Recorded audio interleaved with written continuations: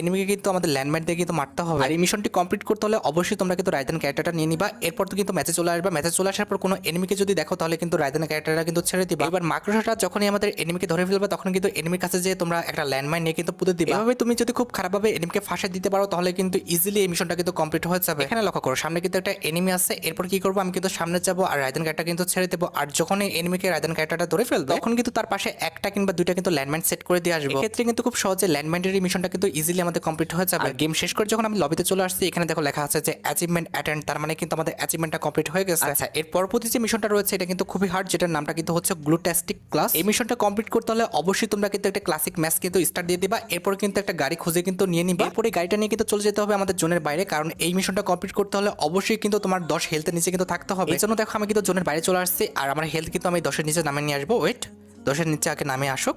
আচ্ছা, 10-এর নিচে যখন নেমে আসবে তোমার হেলথটা তখন কিন্তু তুমি